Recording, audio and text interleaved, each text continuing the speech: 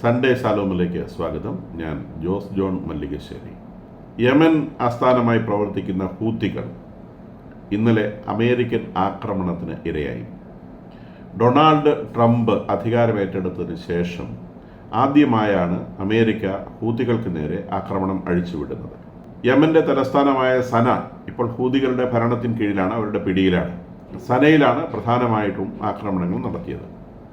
Power stations, Houthi നേതാക്കളുടെ ഭവനങ്ങൾ, അവരുടെ നേവൽ ബേസുകൾ, എയർ ബേസുകൾ, ഇതൊക്കെയാണ് വ്യാപകമായിട്ട് ആക്രമിക്കപ്പെട്ടത്. 31 ആളുകൾ മരിച്ചു എന്നാണ് ഹൂതികൾ റിപ്പോർട്ട് ചെയ്യുന്നത്. 101 ആളുകൾക്ക് പരിക്കേറ്റുവെന്നാണ് അവർ പറഞ്ഞിട്ടുള്ളത്. മരണസംഖ്യ അതിൽ കൂടാനുള്ള സാധ്യതയുണ്ട്. പരിക്കേറ്റവരുടെ എണ്ണം 200 എന്ന് റിപ്പോർട്ട് ചെയ്യുന്ന മാധ്യമങ്ങളുമുണ്ട്. എന്തായാലും ആക്രമണം വളരെ വ്യാപകമായിരുന്നു. ബോംബിങ്ങിൻ്റെ ശക്തിയിൽ സന മൊത്തം കുലുങ്ങിയെന്നും റിക്ടർ സ്കെയിലിൽ 6 വരുന്നൊരു ഭൂമികുലുക്കത്തിൻ്റെ പ്രതീതിയിലേക്ക് ഈ കുലുക്കം അനുഭവപ്പെട്ടുവെന്നും പത്രങ്ങൾ റിപ്പോർട്ട് ചെയ്യുന്നുണ്ട്. വളരെ വ്യാപകമായിട്ടുള്ള ഒരു ബോംബിംഗ് ഓപ്പറേഷനാണ് അമേരിക്ക യമനിൽ നടത്തിയത് എന്ന് വേണം വിചാരിക്കാൻ. ബോംബിങ്ങിന് ശേഷമുള്ള ട്രംപിൻ്റെ എക്സ് പ്ലാറ്റ്ഫോമിലെ പോസ്റ്റ് വാസ്തവത്തിൽ ഹൂതികളെക്കാളേറെ അഡ്രസ്സ് ചെയ്തിട്ടുള്ളത് ഇറാനെയാണ്. ഹൂതികളെ കൊണ്ടുള്ള കളി നിർത്തുന്നതാണ് ഇറാന് നല്ലത് എന്നാണ് ട്രംപ് പ്രധാനമായിട്ടും അതിൽ കുറിച്ചിട്ടുള്ളത്. കൂടാതെ ഹൂതികളോട് അമേരിക്കൻ നാവിഗേഷനെ, റെഡ് സീയിലൂടെ അമേരിക്കൻ യാത്രാ കപ്പലുകളുടെ അല്ലെങ്കിൽ ചരക്ക് കപ്പലുകളുടെ മൂവ്മെൻറ്റിനെ ഏതെങ്കിലും തരത്തിൽ തടസ്സപ്പെടുത്തിയാൽ ഹൂതികൾ, അദ്ദേഹം ഉപയോഗിക്കുന്നൊരു ഭാഷയുണ്ട്, ഹെൽ വിൽ ഓപ്പൺ, നരകം തുറക്കും എന്നുള്ളൊരു ഭാഷയാണ് അദ്ദേഹം എപ്പോഴും ഉപയോഗിക്കാറ്. അത് ചിലപ്പോൾ അവരുടെ ഒരു കൊളോക്കിയൽ ലാംഗ്വേജ് ആയിരിക്കാനൊരു സാധ്യതയുണ്ട്. എന്തായാലും നരകം ഹൂതികളുടെ മേലെ തുറന്നു വയ്ക്കും എന്നാണ് അദ്ദേഹം പറയുന്നത്. അപ്പം ഇതിൽ 2-3 ഫാക്ടേഴ്സ് നമ്മൾ പരിഗണിക്കേണ്ടതുണ്ട്. ഒന്നാമത്തേത്, ഹൂതികൾ ഒരു 1.5 ആഴ്ച മുൻപ് ഇസ്രായേലിന് ഒരു 4 ദിവസത്തെ ഒരു വാർണിംഗ് കൊടുത്തിരുന്നു. അതായത് ഫിലാഡൽഫി ഗേറ്റ് ക്ലോസ് ചെയ്ത് ഗാസയിൽ സീജ് ഏർപ്പെടുത്തി കഴിഞ്ഞാൽ വെരി സെക്കൻഡ് ഡേ ഹൂതികൾ ഇസ്രായേലിന് വാർണിംഗ് കൊടുത്തിരുന്നു. 4 ദിവസത്തിനുള്ളിൽ ഈ സീജ് റിമൂവ് ചെയ്തില്ലെങ്കിൽ ഇസ്രായേൽ ഈ ഭൂമുഖത്തുണ്ടാവുകയില്ല, അവർ ഉടനെ മിസൈൽസ് അയച്ച് ഇസ്രായേലിനെ പൊടിയാക്കുമെന്ന് പറഞ്ഞിരുന്നു. ഒന്നും ചെയ്തതായിട്ട് കണ്ടില്ല. രണ്ടാമത്, അവർ ഈ 4 ഡേയ്സ് കഴിഞ്ഞപ്പം മിസൈൽസ് അയച്ചില്ല, പക്ഷേ 4 ഡേയ്സ് കഴിഞ്ഞപ്പോൾ പുതിയൊരു വാർണിംഗുമായിട്ട് എത്തി. അവർ റെഡ് സീയിലൂടെ പോകുന്ന വെസ്റ്റേൺ യൂറോപ്പിൻ്റെയും അമേരിക്കയുടെയും കപ്പലുകളെയെല്ലാം ആക്രമിക്കാൻ പോവുകയാണ്. ഇവർ കുറച്ച് കാലമായിട്ട് ഈ ആക്രമണം നിർത്തി വെച്ചിരിക്കുകയായിരുന്നു, അത് റീസ്റ്റാർട്ട് ചെയ്യാൻ പോവുകയാണ്. ഈ 2 പ്രഖ്യാപനങ്ങൾ ഇവരുടെ ഭാഗത്തുനിന്നുണ്ടായിട്ടുണ്ട്. അപ്പോൾ ഈ പ്രഖ്യാപനങ്ങളുടെ ഒരു മറുപടി.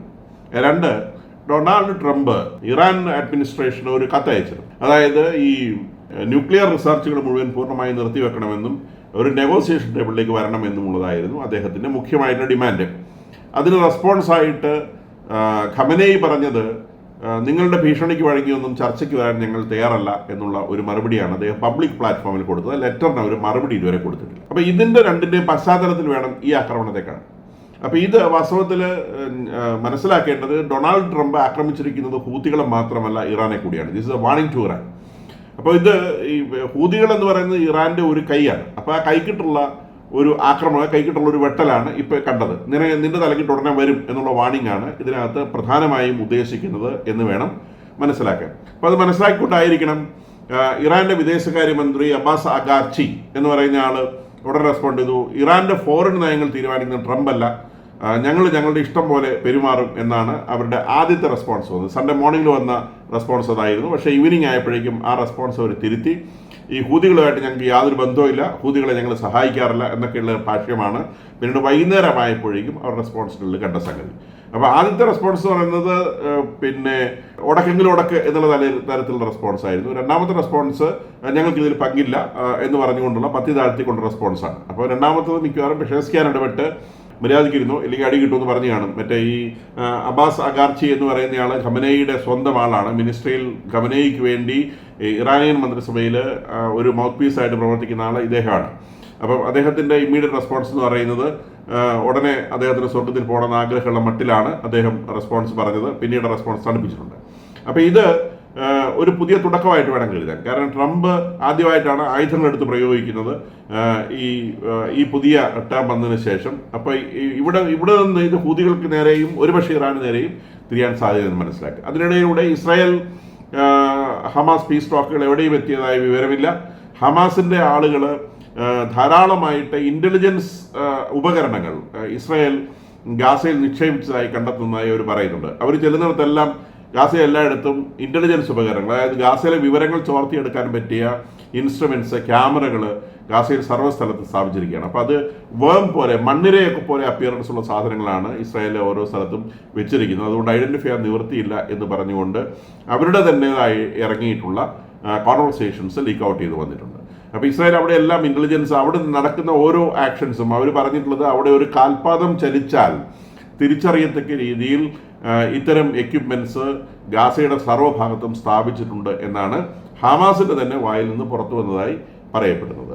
കൂടാതെ ഇസ്രായേൽ സിറിയയിലെ ഡ്രൂസ് എന്ന് പറഞ്ഞ കമ്മ്യൂണിറ്റിക്കെതിരെ സിറിയയിലെ പുതിയ അഡ്മിനിസ്ട്രേഷൻ അലാവൈറ്റുകൾ എന്ന് പറയുന്ന മുസ്ലിം കമ്മ്യൂണിറ്റിയുടെ നേരെ ഇപ്പോഴത്തെ എക്സിസ്റ്റിംഗ് ആയിട്ടുള്ള സുന്നി വിഭാഗത്തിൽപ്പെടുന്ന ഭരണ നേതൃത്വം, ഇത് അലാവൈറ്റുകൾ ഷിയകളാണ്, അവിടെ നേരെ ആക്രമണം അഴിച്ചുവിട്ട കാര്യവും ഏകദേശം 1120 ആളുകൾ മരിച്ചു എന്ന് ഒഫീഷ്യലായി റെസ്പോണ്ട് ചെയ്യപ്പെടുകയും ഒരുപക്ഷെ 5000 ആളുകൾ മരിച്ചു എന്ന് അൺഒഫീഷ്യലായി പറയുകയും ചെയ്ത ഒരു വാർത്ത നമ്മൾ നേരത്തെ ഡിസ്കസ് ചെയ്തിരുന്നു. അതിന് തുടർച്ചയായി ആ പ്രദേശത്ത് താമസിക്കുന്നത് സിറിയയുടെ വടക്ക് പടിഞ്ഞാറ് റീജിയനിലാണ് ഇവർ താമസിക്കുന്നത്. ആ താമസിക്കുന്ന റീജിയനിൽ അവിടെ ഡ്രൂസുകൾ എന്ന് പറയുന്ന കമ്മ്യൂണിറ്റി ഉണ്ട്. അത് ഇസ്രായേലിലും ആ കമ്മ്യൂണിറ്റി ധാരാളമുണ്ട്. അപ്പോൾ ഈ ഡ്രൂസുകൾ ഈ ആക്രമണത്തിന് ശേഷം ഡ്രൂസുകൾ ഇസ്രായേലിൽ അവരുടെ റിലീജിയസ് സൈറ്റുകൾ വന്ന് വിസിറ്റ് ചെയ്തിട്ടുണ്ട്. അതുകൂടാതെ ഇസ്രായേൽ അവർക്ക് സഹായങ്ങൾ എത്തിച്ചു കൊടുക്കുന്നുണ്ട്. അപ്പോൾ ഈ സിറിയയുടെ ആ ഒരു ബൗണ്ടറി, സിറിയയും ഇസ്രായേലും തമ്മിലുള്ള ബൗണ്ടറി ഇസ്രായേൽ തീരെ റെസ്പെക്ട് ചെയ്യുന്നില്ല എന്നാണ് വിചാരിക്കാൻ. അവർ ഈ പറയുന്ന ഏരിയയിലൊക്കെ ഫ്രീ ആയിട്ട് ആക്സസ് നടത്തുകയാണ്, നേരെ അങ്ങോട്ട് കയറി പോവാണ്. അതിനിടയിലൂടെ ഇവർ ഈ ആക്രമണം നടത്തിയ ദിവസം തന്നെ അവിടെ ധാരാളമായിട്ട് ഈ സുന്നികളുടെ അവിടുന്ന് പോയ അസാദിന്റെ പിന്നീട് ആയുധ ശേഖരങ്ങൾ ഇപ്പോഴും ബാക്കിയുണ്ട്. അത്തരം ആയുധ ശേഖരങ്ങൾ ബാക്കിയുള്ളത് കൂടി ഇസ്രായേൽ ബോംബ് ചെയ്ത് തകർത്തിട്ടുണ്ട്. കൂടാതെ ഡമാസ്കസിൽ പോയിട്ട് ഇസ്ലാമിക് ജിഹാദിന്റെ നേതാവിന്റെ വീടും ബോംബ് ചെയ്തിട്ടുണ്ട്. അപ്പം ഇസ്രായേൽ ഇപ്പോൾ ഇതിനകത്ത് ഇങ്ങനെ കയറി ഇറങ്ങി നടക്കുകയാണ് സിറിയയിൽ, ബൗണ്ടറി ഒന്നും ബഹുമാനിക്കാതെ. അപ്പോൾ ഇസ്രായേലിന്റെ ടാർഗറ്റ് എന്നതിനെ സംബന്ധിച്ച് സിറിയൻ ഭരണകൂടത്തിന് കാര്യമായ സംശയമുള്ളതായി റിപ്പോർട്ടുകൾ വരുന്നുണ്ട്. അപ്പോൾ ഇസ്രായേലിന്റെ ടാർഗറ്റായി പറയപ്പെടുന്നത് സിറിയനെ 3 മുറിച്ചെടുക്കുക എന്നുള്ളതാണ്. അപ്പോൾ ഇവരുടെ ഈ വടക്ക് പടിഞ്ഞാറൻ ഭാഗം ഉൾപ്പെടുത്തി ഈ ഡ്രൂസുകൾ ഒക്കെയുള്ള ആ ഏരിയ അത് ഒരു റീജിയൻ ആയിട്ട് വരിക. ഇപ്പോൾ ഇവർ ഈ ആക്രമണം അഴിച്ചുവിട്ട ആ റീജിയൻ അതൊരു പ്രോവിൻസ് ആയിട്ട് വരിക. That means A free province, ഒരു രാജ്യം പോലെ ആവുക. അതുപോലെ ഇതിൻ്റെ തെക്ക് വടക്കൻ ഭാഗമുണ്ട്, അവിടെയാണ് ഈ കുർദിഷ് ആർമി ഉള്ളത്. അപ്പോൾ അത് കുർദുകൾക്ക് ഉള്ള ഒരു പ്രോവിൻസ് ആയിട്ട് മാറുക, ബാക്കി സുന്നികളുടെ പ്രോവിൻസ്. അപ്പോൾ സിറിയയുടെ ശക്തി പരമാവധി കുറയ്ക്കത്തക്ക രീതിയിൽ ഇസ്രായേൽ നേരിട്ട് ഇടപെട്ട് തുടങ്ങി എന്നൊരു സൂചന ഇസ്രായേലിൻ്റെ ഈ നാളുകളിലെ ഇടപെടലിൽ നിന്ന് വായിച്ചറിയാൻ കഴിയുന്നുണ്ട് എന്ന് CNN ഒരു ഡീറ്റെയിൽഡ് ആയിട്ടുള്ള അനാലിസിസിൽ പറയുകയുണ്ടായിട്ടുണ്ട്. അപ്പം അവിടെ എന്താണ് സംഭവിക്കുന്നുള്ളതിൻ്റെ ഏകദേശം ഒരു സൂചനയാണ്. സിറിയയിലേക്ക് ഇസ്രായേലിൻ്റെ സ്വാധീനം വളരെ വ്യാപകമായി കടന്നു വന്നിരിക്കുന്നു. അപ്പോൾ ഈ ഒക്ടോബർ 7, 2023 ആക്രമണം വഴി ഹമാസ് ഇസ്രായേലിനെ ഏഷ്യയുടെ ആ റീജിയനിലെ ഏറ്റവും വലിയ പവറായി സ്ഥാപിച്ചു എന്നുള്ളതാണ് അതിൻ്റെ കോൺസിക്വൻസ് എന്നും CNN ഒബ്സർവ് ചെയ്യുന്നുണ്ട്. കാരണം വാസ്തവത്തിൽ ഇസ്രായേൽ അത്രത്തോളം പവർ ആ റീജിയനിൽ എക്സർട്ട് ചെയ്യാൻ ഉദ്ദേശിച്ചിരുന്നില്ല. പക്ഷേ പവർ എക്സർട്ട് ചെയ്ത് വന്നപ്പം it automatically turn out to be like this, ഇതുപോലെ ആയി വരികയാണ് ചെയ്തത്. അതിലൂടെ യുക്രൈൻ റഷ്യ യുദ്ധം എവിടെയും എത്തിയിട്ടില്ല. യുക്രൈനുമായിട്ട് അമേരിക്കയുടെ കരാറ് 50,000 ലക്ഷം ഡോളറിൻ്റെ മിനറൽ റിസർവുമായി ബന്ധപ്പെട്ട ഒരു കരാറിൻ്റെ കാര്യം നേരത്തെ സൂചിപ്പിക്കേണ്ടതായിട്ടുള്ളതാണ്. ആ കരാറിൻ്റെ ചർച്ചകൾ മുന്നേറുന്നുണ്ട്. അപ്പോൾ ആ കരാറിൻ്റെ പിന്നിലുള്ള താല്പര്യം എന്ന് പറയുന്നത് ഇനി വരുന്ന ലോകത്തിൽ 21ാം നൂറ്റാണ്ടിൽ ഏറ്റവും പ്രധാനപ്പെട്ട കാര്യം റയർ എർത്ത് റിസർവുകളാണ്. റയർ എർത്തുമായി ബന്ധപ്പെട്ട് റയർ എർത്ത് പറഞ്ഞാൽ സെറ്റ് ഓഫ് ഒരു ഏകദേശം ഒരു 28ഓളം കെമിക്കൽസ് ഉണ്ട്.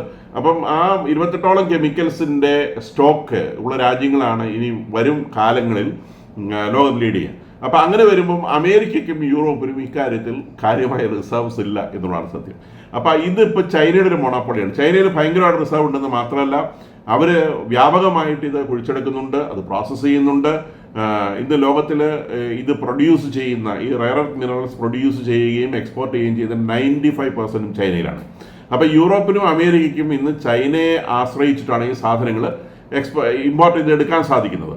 അപ്പോൾ അവർ ഇത് ബാറ്ററി കാറുകളുടെയൊക്കെ യുഗമാണിത്. ഫോണിനകത്ത് ബാറ്ററി വേണം, കാറിനകത്ത് ബാറ്ററി വേണം. ബാറ്ററിക്കകത്ത് ഉപയോഗിക്കുന്ന ലിഥിയം എന്ന് പറയുന്ന വളരെ പ്രധാനപ്പെട്ട എലമെന്റ് ഈ കാറ്റഗറിയിൽ പെടുന്നതാണ്. അതുപോലെ മാഗ്നറ്റിക് ഇലക്ട്രോണിക് പ്രോപ്പർട്ടീസിൻ്റെ കാര്യത്തിൽ വളരെ പ്രത്യേകതകളുള്ള മെറ്റീരിയൽസാണിത്. കൂടാതെ ലൈറ്റ് വെയ്റ്റഡ് ആണ്, കൊറോഷൻ ഇല്ല, തുരുമ്പ് പിടിച്ച് പോവില്ല, എക്സ്ട്രീംലി ഹാർഡാണ്. അപ്പോൾ ഇത്തരം ഒരുപാട് പ്രോപ്പർട്ടീസ് ഉള്ളതുകൊണ്ട് ഈ റയർ എർത്ത് ഡെപ്പോസിറ്റ് എന്ന് പറയുന്നത് അത്രയും ഇമ്പോർട്ടൻ്റ് ആണ്. ഈ റയർ എർത്ത് ഡെപ്പോസിറ്റിൻ്റെ ഒരു ശേഷി തിരിച്ചറിഞ്ഞുകൊണ്ടാണ് ട്രംപ് ഈ ഗ്രീൻലാൻഡിന് നേരെ കണ്ടുവന്നത്. ഗ്രീൻലാൻഡിൽ ലാർജ് ലെവലിൽ റയർ എർത്ത് ഡെപ്പോസിറ്റ് ഉണ്ട്. കാനഡയിൽ large scale rare earth deposit, അവിടെയും ട്രംപ് കണ്ടുവയ്ക്കുന്നത് ഇതിൻ്റെ പേരിലാണ്. ഉക്രൈനിലും ട്രംപ് കണ്ടുവയ്ക്കുന്നത് പ്രധാനമായും ഈ റയർ എർത്ത് റിസർവിൻ്റെ പേരിലാണ്. റയർ എർത്ത് മൊത്തം ലോകത്തിലെ റയർ എർത്ത് റിസർവിൻ്റെ 5% ഉക്രൈനിലുണ്ട് എന്നാണ് പറയപ്പെടുന്നത്. ഉക്രൈൻ ഇപ്പം തന്നെ അത് കുഴിച്ചെടുക്കുന്നുണ്ട്, പക്ഷേ അത് പ്രോസസ്സ് ചെയ്യാനുള്ള ടെക്നോളജി അവരുടെ കയ്യിലില്ല. അവർ ആ സാധനം എക്സ്പോർട്ട് ചെയ്യാണ്. എക്സ്പോർട്ട് ചെയ്താൽ പോലും ആ സാധനം അവിടുന്ന് ചൈനയിൽ പോയി പ്രോസസ്സ് ചെയ്തിട്ടാണ് ഇന്ന് മറ്റ് സ്ഥലങ്ങളിലേക്ക് എത്തുന്നത്. അപ്പോൾ ഈ ഒരു ലെവലിലാണുള്ളത്. ഇപ്പോൾ ഇതിൻ്റെ ഈ റയർ എർത്തുകളുടെ ഡെപ്പോസിറ്റ് നമ്മൾ നോക്കുമ്പോൾ ലോകത്തിൽ ഏറ്റവും കൂടുതൽ റയർ എർത്ത് ഡെപ്പോസിറ്റ് ഉള്ളത് നമ്മൾ നേരത്തെ സൂചിപ്പിച്ചതുപോലെ ചൈനയിലാണ് അതിൻ്റെ സ്ട്രോങ്ങസ്റ്റ് സ്റ്റോക്ക് ഉള്ളത്. പിന്നീട് വരുന്നത് ബ്രസീലാണ്, പിന്നീട് വരുന്നത് വിയറ്റ്നാമാണ്, നാലാമത് വരുന്നത് റഷ്യയാണ്, അഞ്ചാമത് വരുന്നത് ഇന്ത്യയാണ്, ആറാമത് വരുന്നത് ടർക്കിയാണ്, ഏഴാമത് വരുന്നത് ഉക്രൈനാണ്. അപ്പോൾ ഇത്രയും രാജ്യങ്ങളിൽ ഇതിൻ്റെ ലാർജ് സ്കെയിൽ ഡെപ്പോസിറ്റ് ഉണ്ട്. ഇന്ത്യയിലെ കാശ്മീരിലാണ് ലിഥിയത്തിൻ്റെ ഏറ്റവും വലിയ ഡെപ്പോസിറ്റ് ലോകത്തിൽ തന്നെ കണ്ടെത്തിയിട്ടുള്ളത്. ടർക്കിയിൽ ഏറ്റവും കൂടുതൽ ബോറോണാണ്. അപ്പോൾ ഇതൊക്കെ വളരെയേറെ ആവശ്യമുള്ള വരും കാലങ്ങളിൽ ലോകത്തിന് ഏറ്റവും അധികം ആവശ്യമുള്ള മെറ്റീരിയൽസാണിത്. അപ്പോൾ ഈ ഗ്രീൻലാൻഡ് വരുന്നത് 8ാമതായിട്ട് വരുന്നത് ഗ്രീൻലാൻഡാണ്. അപ്പം ഈ ട്രംപിൻ്റെ ഓരോ പോളിസികളും അദ്ദേഹം ഈ ഓരോ നമ്മൾ വിടുവായുത്തങ്ങൾ എന്ന് പറയുന്ന പോളിസികളെല്ലാം ഫോർ അമേരിക്കയെ മുൻപിൽ കൊണ്ടുവരിക എന്നുള്ള കാര്യം ലക്ഷ്യം വെച്ചുകൊണ്ടുള്ള പോളിസികളാണ്. അപ്പോൾ ഈ റയർ എർത്ത് ഡെപ്പോസിറ്റ്സ് ധാരാളമായിട്ട് അമേരിക്കയുടെ സ്വന്തമാക്കി എടുക്കാൻ വേണ്ടിയാണ് ഗ്രീൻലാൻഡിനെ അദ്ദേഹം സ്വന്തമാക്കി എടുക്കാൻ ശ്രമിക്കുന്നത്. അപ്പോൾ ചൈനയുമായിട്ട് വാസ്തവത്തിൽ ഈ ട്രേഡ് വാർഡിൻ്റെ ഒക്കെ ഏറ്റവും പിന്നിൽ കിടക്കുന്ന താല്പര്യം എന്ന് പറയുന്നത് ചൈനയിലെ ഈ റയർ എർത്ത് ഡെപ്പോസിറ്റുകളുടെ ഓപ്പറേഷൻസ്, മൂവ്മെൻറ്റ്, അതിൻ്റെ കാര്യങ്ങൾ എങ്ങനെ സപ്രസ് ചെയ്യാൻ സാധിക്കുമെന്നാണ് അമേരിക്ക പ്രധാനമായിട്ടും അനലൈസ് ചെയ്യുന്നത്. ഇപ്പോൾ നമ്മൾ ഈ ട്രേഡ് വാർ എന്ന് പറഞ്ഞ് കാണുന്ന ഈ കാര്യങ്ങളുടെ പിന്നിൽ പോലും പ്രവർത്തിക്കുന്ന അടിസ്ഥാന താല്പര്യം എന്ന് പറയുന്നത് ഈ റയർ എർത്ത് മെറ്റീരിയൽസ് കൈയടക്കാനുള്ള അവരുടെ അമേരിക്കയുടെ ആവശ്യത്തിനും ഭാവിയിൽ ഇപ്പം പെട്രോളിയം കാര്യങ്ങൾ ലോകത്തിൽ എത്രത്തോളം ഇമ്പോർട്ടൻ്റ് ആണോ അതിനേക്കാൾ ഇമ്പോർട്ടൻ്റ് ആയിട്ട് വരുന്നൊരു സംഗതിയാണ് ഇതെന്നാണ് 21ാം നൂറ്റാണ്ടിൽ പ്രഡിക്റ്റ് ചെയ്യപ്പെട്ടുള്ളത്. അപ്പോൾ ഈ ഡെപ്പോസിറ്റുകളെ എങ്ങനെ കൈയടക്കാം എന്നതിനെ സംബന്ധിച്ചുള്ള ഒരു ശ്രമത്തിൻ്റെ ഭാഗമായിട്ടാണ് വരുന്നത്. പെട്രോളിയം ഡെപ്പോസിറ്റ്സ് അല്ലെങ്കിൽ പെട്രോളിയം എന്ന് പറയുന്ന ഫ്യൂവൽ ഒരു 10 വർഷത്തിനുള്ള ഔട്ട്ഡേറ്റഡ് ആയി പോകുമെന്നാണ് പ്രഡിക്റ്റ് ചെയ്യപ്പെടുന്നത്. ഹൈഡ്രജൻ എന്ന് പറയുന്ന ഫ്യൂവൽ, അതായത് വെള്ളത്തിനെ ഡിസോസിയേറ്റ് ചെയ്ത് ഹൈഡ്രജൻ ഉണ്ടാക്കാനുള്ള ടെക്നോളജി, അതിന് വേണ്ടി വരുന്ന കാറ്റലിറ്റിക് മെറ്റീരിയൽസും ഈ റയർ എർത്തിൻ്റെ കൂടെ തന്നെയാണ്. കാറ്റലിറ്റിക് മെറ്റീരിയൽ കൊണ്ടുള്ള സംവിധാനങ്ങളിലൂടെ വാട്ടറിനെ ഡിസോസിയേറ്റ് ചെയ്യാനുള്ള റിസർച്ച് വളരെ വേഗം മുന്നോട്ട് പോയിക്കൊണ്ടിരിക്കുകയാണ്. അപ്പോൾ അങ്ങനെ വരുമ്പം ഈ റയർ എർത്ത് മെറ്റൽസ് ആണ് ലോകത്തിൽ ഏറ്റവും പ്രധാനപ്പെട്ട മിനറൽസ് ആയിട്ട് മാറുന്നത്. അത് എത്രത്തോളം കയ്യിലുണ്ട്, അതുകൂടാതെ അത് ഐസൊലേറ്റ്, അതിൻ്റെ മെറ്റലർജി വളരെ കോംപ്ലിക്കേറ്റഡ് ആണ്. അപ്പോൾ കോംപ്ലിക്കേറ്റഡ് മെറ്റലർജിയിലൂടെ അതിനെ എങ്ങനെ ഐസൊലേറ്റ് ചെയ്തെടുക്കാൻ പറ്റും എന്നുള്ളതിന് ടെക്നോളജി നിശ്ചയമായും യൂറോപ്യൻ അമേരിക്കൻ രാജ്യങ്ങൾക്ക് കൈവശമുണ്ട് എന്നുള്ളത് ഉറപ്പാണ്. അവർക്ക് ഇല്ലാത്തത് മെറ്റീരിയൽസാണ്. അപ്പം ഇതൊക്കെയാണ് ഇത്തരം കാര്യങ്ങളുടെ പുറകിൽ ഡ്രൈവ് ചെയ്യുന്ന മെറ്റീരിയൽസ്. ഈവൻ ഗാസയെ സംബന്ധിച്ചുള്ള താല്പര്യങ്ങളിൽ പോലും ട്രംപിന് ഇത്തരം താല്പര്യങ്ങളുണ്ട് എന്നാണ് പറയപ്പെടുന്നത്.